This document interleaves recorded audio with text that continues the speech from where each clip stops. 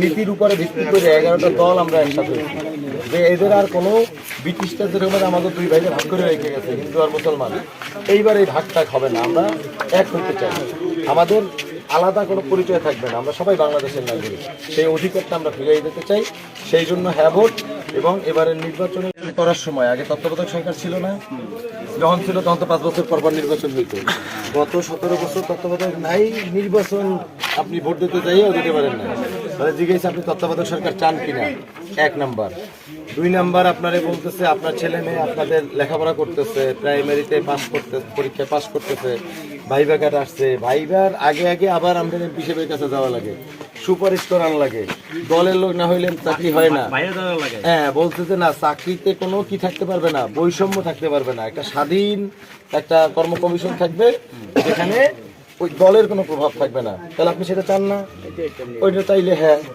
এরপরে আছে আপনারা ধরেন টাকা জমি নিয়ে মারামারি হয়েছে বা তা কিছু গন্ডগোল, আদালতে যান, কেস করেন, যাওয়ার পরে আবার দেখা যায় যেই দলের নেতা খাতা দল করছে হ্যাঁ অফিসদের টাকা পয়সা দিয়ে নেতারে ফোন করাইয়া আমি আর ন্যায় বিচার পান না। সেগুলো আপনি চান কিনা? যদি চান তাহলে হ্যাঁ। এরকমের অনেকগুলো বিষয় ওর মধ্যে আছে যেগুলো আপনার আমার, আমরা যারা নিরীহ মানুষ, আমরা যারা হাঙ্গামা দাঙ্গামা পছন্দ করি না, সন্তানদের লেখাপড়া করাই, ভবিষ্যৎ বাংলাদেশের এই এদের পক্ষে অনেকগুলো আইন তৈরি করার জন্য আপনার কাছে জানতে চাইছে আপনি এগুলো চান কিনা। কারণ আপনি হ্যাঁ না বললে ওইটা আবার ঠিক মতন করা যায় না। এখন ওইটা হইলো হ্যাঁ ভোট। তাহলে এই হ্যাঁ ভোটটা হইলো আপনার জন্য, আপনার নিজের অধিকার যাতে আমরা বুঝাই দিতে পারি, এই জন্য হ্যাঁ ভোট। এইটা হলো আমাদের এই যে 5ই আগস্টের আগে যে আন্দোলন হয়েছিল না, ওই না ওই আন্দোলনে যে নেতৃত্ব দিছিল, যে বলছিল যে আমাকে এই অধিকার দেন নাইলে আমরা আপনাদের ছাড়বো না, সবার বাংলাদেশের মানুষদের ডাক দিয়েছে, ওর নাম হলো নাহিদ ইসলাম।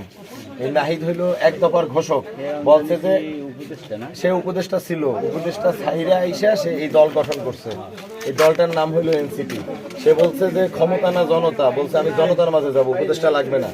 বহু আগে ছাইরা দিয়ে আইসা রাজনীতিতে আসছে, আইসা এখন বলছে যে আমি মানুষের কাছে যাব, সবার কাছে গিয়া মানুষকে বলবো যদি আমাদের পছন্দ করেন তাহলে আপনারা ভোট দিবেন, তারপরে আবার ক্ষমতায় যাব। এর সাথে আবার আমাদের জামাত ইসলামী আছে না, এই জামাত ইসলামী ডক্টর শফিকুর রহমান, আপনাদের কমিউনিটির মধ্যেও কিন্তু আমাদের একজন এমপি প্রার্থী আছে খুলনা একে না, জামাত ইসলামের প্রার্থী। তো বলছে যে এইবার এই বাংলাদেশে কোনো হিন্দু, মুসলিম, খ্রিস্টান, বৌদ্ধ এই নামে কেউ থাকবে না, সবার পরিচয় একটা হলো বাংলাদেশি, আমরা বাংলাদেশের নাগরিক। এই